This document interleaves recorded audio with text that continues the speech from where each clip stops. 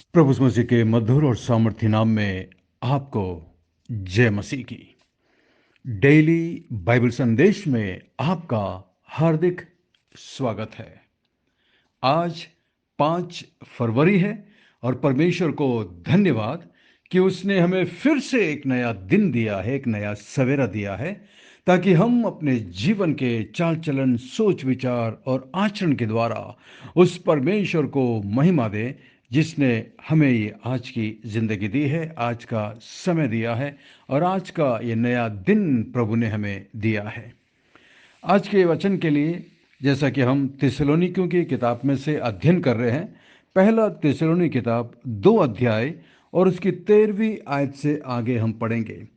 यहाँ पर हम पौलुस को देख सकते हैं कि किस तरह वो थिस्सलुनीकियों के विश्वासियों के प्रति अपनी चिंता व्यक्त करता है। और यहाँ पर हम देखेंगे कि वो उनके दुखों के प्रति चिंतित है। और 2 अध्याय और उसकी 13 आयत में हम पढ़ेंगे। यदि आपके पास अपनी बाइबल हो तो कृपया हमारे साथ अपने बाइबल को खोलिएगा। यहाँ पर पौलुस कहते हैं, इसलिए हम भी परमेश्वर का धन्यवाद निरंतर करते हैं कि जब हमारे द्वारा परमेश्वर के सुसमाचार का वचन तुम्हारे पास पहुंचा तो तुमने उसे मनुष्यों का नहीं परंतु परमेश्वर का वचन समझकर और सचमुच ऐसा ही है ग्रहण किया, और वो तुम में जो विश्वास रखते हो प्रभावशाली है। यहाँ पर पौलुस बोलता है कि हम सच में तुम्हारे प्रति धन्यवादी हैं कि जब हम तुम्हारे बीच में सुसमाचार का वचन लेकर के आए तो तुमने इसे मनुष्यों का नहीं बल्कि परमेश्वर के वचन की तरह स्वीकार किया। और पौलुस बोलता है, और ये सचमुच में परमेश्वर का वचन है। परमेश्वर की पवित्र आत्मा पौलुस के द्वारा बातचीत करती है, पौलुस के द्वारा इन विश्वासियों को संदेश देता है। तो एक प्रकार से ये परमेश्वर का वचन था, पौलुस का नहीं, परमेश्वर का वचन था। और पौलुस कहता है, क्योंकि तुमने उसे वचन समझकर ग्रहण किया है, इसलिए तुम लोग जो उस पर विश्वास रखते हो, परमेश्वर का वचन तुम्हारे अंदर प्रभावशाली है। 14 आयत में देखिए, इसलिए कि तुम, हे भाइयों, परमेश्वर की उन कलीसियाओं की सी चाल चलने लगे जो यहूदिया में मसीह यीशु में है, क्योंकि तुमने भी अपने लोगों से वैसा ही दुख पाया जैसा उन्होंने यहूदिया में दुख पाया। पौलुस इन थिस्सलुनीकियों के कलीसिया के विश्वासियों की तारीफ करके कहता है कि सचमुच में तुमने प्रभु के लिए दुख उठाया है अपने ही लोगों से, जिस तरह यहूदिया के कलीसिया के लोगों ने अपने ही यहूदी भाइयों से, अपने ही जाति भाइयों से दुख उठाया, उसी तरीके से तुमने भी प्रभु मसीह के लिए दुख पाया है, जैसा कि यहूदिया के विश्वासियों ने पाया था। 15वीं आयत में, जिन्होंने प्रभु मसीह को और भविष्यद्वक्ताओं को मार डाला और उसको सताया, और परमेश्वर उनसे प्रसन्न नहीं, और वे सब मनुष्यों का विरोध करते हैं। ये वही लोग हैं जिन्होंने प्रभु मसीह का विरोध किया था। प्रभु के दासों का प्रभु मसीह से पहले जितने भी भविष्यद्वक्ता भेजे गए थे उनका इन्होंने विरोध किया, प्रभु मसीह का विरोध किया, और इस तरीके से परमेश्वर इनसे प्रसन्न नहीं था। आगे 16 में, और वे अन्य जातियों से उनके उद्धार के लिए बातें करने से हमें रोकते हैं कि सदा अपने पापों का नपुआ भरते रहें, पर उन पर भयानक प्रकोप आ पहुंचा है। ये यहूदी लोग इन मसीहों को सुसमाचार का प्रचार करने से रोकते थे। ऐसा इसलिए रोकते थे क्योंकि ये लोग अपने पाप में जीवन जीना चाहते थे। सुसमाचार का जब प्रचार होता था तो इनके पाप का भी खुलासा होता था, इसलिए ये लोग उनको सुसमाचार प्रचार करने से रोकते थे। आज संसार में भी यही हाल है। सुसमाचार का प्रचार, बाइबल के प्रचार और सच्चे सुसमाचार को रोकने के पीछे एक ही मकसद है, ताकि उनके पापों का खुलासा ना हो, वो अपने पापों के प्रति कायल ना हो सके, और इस तरीके से अपने पाप का घड़ा भरते रहें। कितनी भयानक बात है। एक दिन परमेश्वर का क्रोध अचानक इन पर आ पड़ेगा, तब इन्हें बचने का कोई मार्ग नहीं मिलेगा। लेकिन आपका और मेरा काम है अपने जीवन और चाल चलन से सुसमाचार का प्रचार करना। 17 में देखिए, हे भाइयों, जब हम थोड़ी देर के लिए मन में नहीं वरन प्रकट में तुमसे अलग हो गए थे, तो हमने बड़ी लालसा के साथ तुम्हारा मुंह देखने के लिए और भी अधिक यत्न किया। इसलिए हमने अर्थात मुझ पौलुस ने एक बार नहीं वरन 2 बार तुम्हारे पास आना चाहा, परंतु शैतान हमें रोके रहा। परमेश्वर की सेवा को रोकने के लिए शैतान आज पूरे जोर शोर से काम कर रहा है। जो भी परमेश्वर की सेवा को जो लोग परमेश्वर की सेवा करते हैं, अलग अलग जगह सुसमाचार का प्रचार करते हैं, उनको उनको रोकने के लिए शैतान अपनी पूरी ताकत लगा देता है, क्योंकि वो नहीं चाहता कि कोई भी लोग सुसमाचार को सुनकर उद्धार पाए और परमेश्वर के राज्य में जाएं। 19 में, भला हमारी आशा या आनंद या बड़ाई का मुकुट क्या है? क्या हमारे प्रभु मसीह के सम्मुख उसके आने के समय तुम ना होंगे? अब पौलुस यहाँ पर बड़े अद्भुत तरीके से इस बात को बताता है कि एक दिन जब पौलुस को इसका प्रतिफल मिलेगा, उसकी सेवकाई को, तो उसकी सेवकाई का जो प्रतिफल मिलेगा वो इन लोगों की वजह से मिलेगा जिन्होंने पौलुस की वजह से सुसमाचार को ग्रहण किया है, सुसमाचार पर विश्वास करके प्रभु मसीह को अपना मुक्तिदाता करके माना है। उसी तरीके से आज जितने भी परमेश्वर के दास हैं, प्रचारक हैं, सुसमाचार के प्रचारक हैं, या हर व्यक्ति को जो आज परमेश्वर के सेवा में कार्य कर रहे हैं, हमें एक दिन प्रतिफल मिलेगा।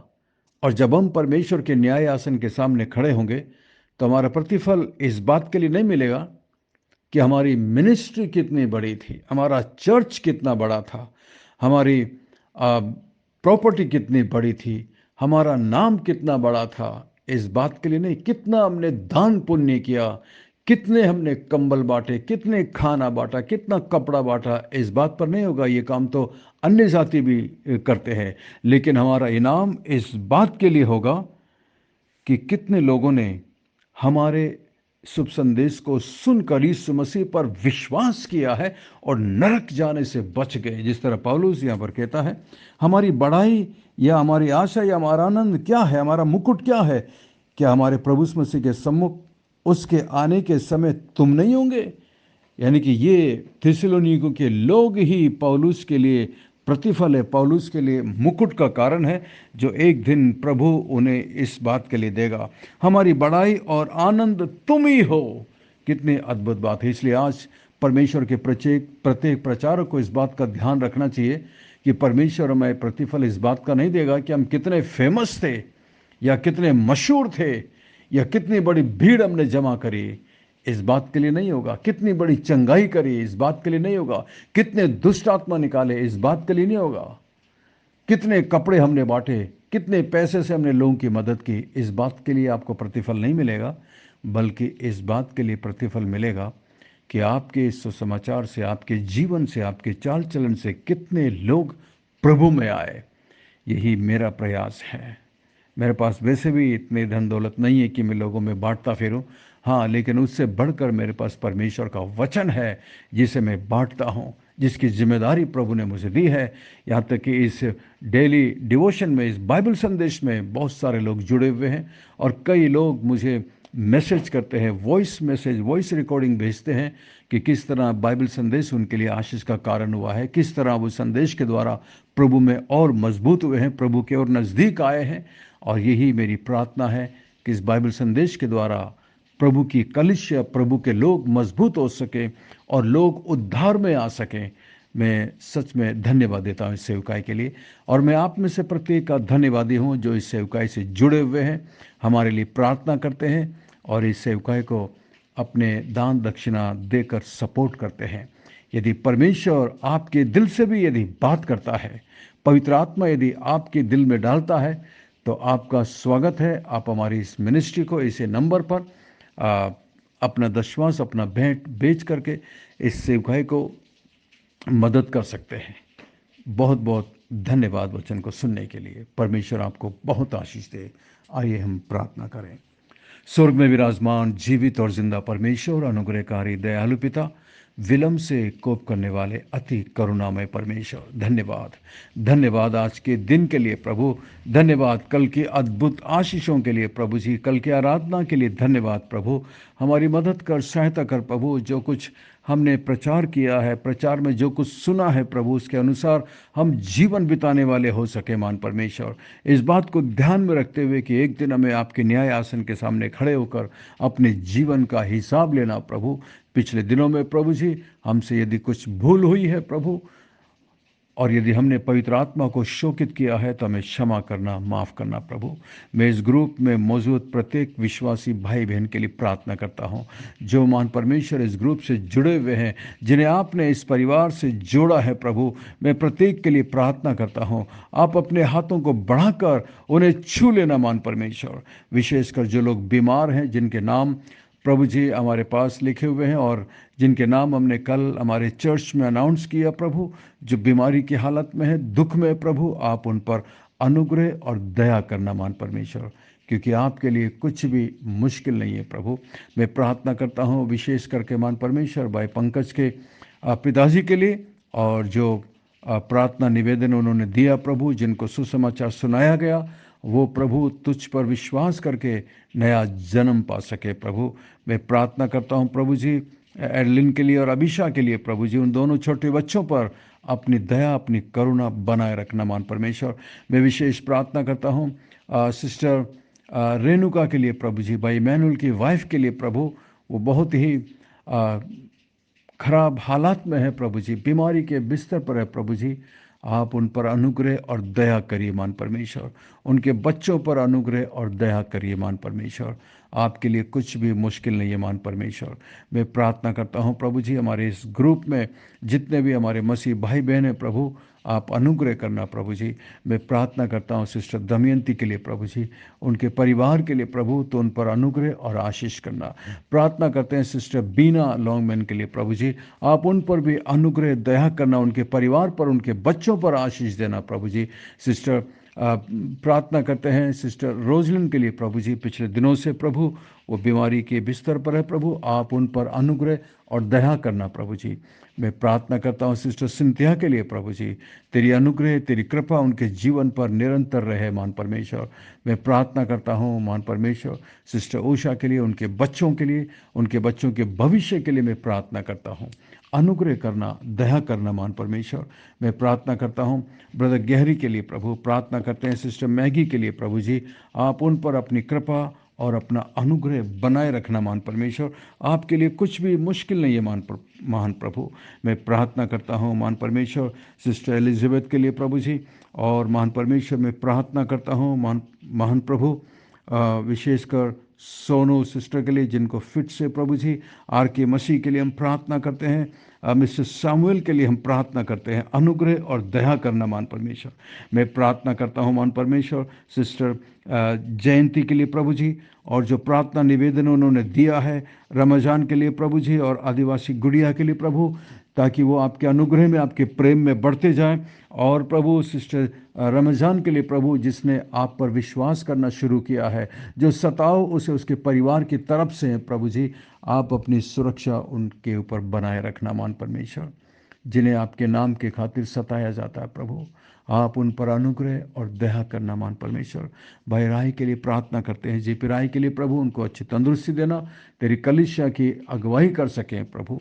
और मैं प्रार्थना करता हूँ भाई रमेश राय के लिए भी प्रभु जी, उनको जो बीपी की शिकायत बताइए, शुगर की शिकायत बताइए प्रभु जी, आप उन पर अनुग्रह और दया करना प्रभु, उन्हें स्वस्थ करना मान परमेश्वर, अपना हाथ उन पर रखना प्रभु। मैं प्रार्थना करता हूँ मान परमेश्वर सिस्टर एंडिरा के लिए, उनके स्वास्थ्य के लिए प्रभु, उनको जो ट्रीटमेंट दिया जा रहा प्रभु वो सफल हो सके, और उनके बेटे के लिए प्रार्थना करते हैं, तेरी योजना उसके जीवन में पूरी हो सके। हस्बैंड के लिए प्रार्थना करते हैं, और मान परमेश्वर मैं प्रार्थना करता हूँ आंटी गीता के लिए प्रभु जी, आंटी प्रेमला के लिए, आंटी आशा के लिए प्रार्थना करता हूँ प्रभु, इन पर तेरी कृपा निरंतर बनी रहे। और सिस्टर सुनीता के लिए मैं प्रार्थना करता हूँ, उनके बेटे को आप आशीष देना, उनको स्वस्थ रखना, तंदुरुस्त रखना। मैं प्रार्थना करता हूँ सिस्टर जॉयस के लिए प्रभु, उनके दांतों में जो दिक्कत परेशानी है प्रभु जी, कल प्रभु शायद डेंटिस्ट के पास जाएंगे, आप उनकी रक्षा और मदद करना प्रभु। आपके लिए कुछ भी मुश्किल नहीं है महान परमेश्वर। आप सब कुछ सर्व संभव करने वाले परमेश्वर हैं महान परमेश्वर। मैं प्रार्थना करता हूँ सिस्टर पूजा के लिए प्रभु, उनके हस्बैंड के लिए, उनकी बेटियों के लिए और उनके बच्चों के लिए प्रभु। मैं सबको तेरे हाथ में देता हूँ। आप उन पर अनुग्रह और दया करना प्रभु। आपके लिए कुछ भी मुश्किल नहीं है महान परमेश्वर। धन्यवाद धन्यवाद धन्यवाद महान परमेश्वर। अनुग्रह करना प्रभु, दया करना महान परमेश्वर। विशेष प्रार्थना करता हूँ शालू सिंह के लिए प्रभु जी, जो बीमारी की हालत में है महान परमेश्वर। आप उन पर अनुग्रह और दया करना मेरे प्रभु। सपना और उसके बच्चे को भी आशीष देना प्रभु जी। आप रहम करना, दया करना महान परमेश्वर। उनकी आवश्यकताओं को अपने स्वर्गीय भंडार से पूरा करना महान परमेश्वर। धन्यवाद धन्यवाद धन्यवाद धन्यवाद प्रभु। हमारी प्रार्थना को सुनने के लिए धन्यवाद महान परमेश्वर।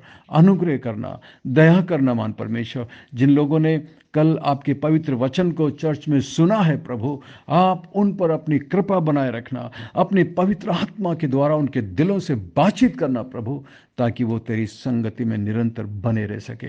मैं प्रार्थना करता हूँ महान परमेश्वर, विशेषकर मैं अपने दोस्तों के लिए प्रार्थना करता हूँ प्रभु। गॉड्स ऑर्फन आर्मी में तेरे जितने भी दास लोग तेरी सेवा करते हैं अलग अलग जगह विभिन्न माध्यम से, आप उन पर अनुग्रह और दया करना महान परमेश्वर। धन्यवाद प्रभु, धन्यवाद। मैं प्रार्थना करता हूँ इमैनुअल मिनिस्ट्री के लिए प्रभु जी। जितने भी सेवक इस मिनिस्ट्री के साथ मिलकर सेवा करते हैं प्रभु जी, प्रत्येक पर आप अनुग्रह और दया करना प्रभु। मैं प्रार्थना करता हूँ डॉक्टर शामिल थॉमस के लिए प्रभु जी। आपने जो जिम्मेदारी उनके कांधों पर दी है, उसको करने के लिए आप अपनी पवित्र आत्मा की अगुवाई और सहायता करना प्रभु। धन्यवाद धन्यवाद धन्यवाद प्रभु, धन्यवाद प्रभु। हमारी विनती प्रार्थना को सुनकर जवाब देने के लिए धन्यवाद। मैं प्रार्थना करता हूँ भाई गुप्ता के लिए प्रभु जी, उनके बिजनेस के लिए प्रभु, आप उन पर भी अनुग्रह और दया करना। सिस्टर रिहोना के लिए मैं प्रार्थना करता हूँ और रेनल के लिए मैं प्रार्थना करता हूँ, अमित के लिए, भाई ट्रेवर के लिए, सबके लिए मैं प्रार्थना करता हूँ प्रभु। सिस्टर रेचल को अनुग्रह दया करना प्रभु जी। उनकी बेटी मैगी पर अनुग्रह करना प्रभु। उनके परिवार में तेरी शांति, तेरा अनुग्रह निरंतर बना रहे मान परमेश्वर। धन्यवाद धन्यवाद धन्यवाद प्रभु। हमारी विनती प्रार्थना को सुनकर जवाब देने के लिए धन्यवाद। सब कुछ यीशु मसीह के मीठे महापवित्र नाम से मांगते हैं, आमीन आमीन। बहुत बहुत धन्यवाद हमारे साथ बने रहने के लिए। आशा करता हूँ आज के संदेश के द्वारा परमेश्वर ने आपके दिलों से बातचीत की है। यदि आप आशीषित हुए हैं तो हमें ज़रूर लिखकर बताइएगा, और यदि कोई संदेह या सवाल है तो भी हमसे ज़रूर इस नंबर पर पूछिएगा। परमेश्वर आपको बहुत बहुत आशीष दे। अंत में सवाल है, 2 अध्याय और उसकी 19-20 आयत को पढ़कर बताइएगा कि पौलुस की आशा या आनंद या उसकी बड़ाई का मुकुट क्या है। जब प्रभु यीशु मसीह आएंगे तो पौलुस को क्या मुकुट मिलेगा, क्या आनंद और क्या आशा मिलेगी, क्या बड़ाई होगी उसकी। 19 और 20 आयत को पढ़कर बताइएगा। परमेश्वर आपको बहुत बहुत आशीष दे। God bless you, we love you, have a great day and take care of yourself and your family. अपना और अपने परिवार का ख्याल रखिएगा।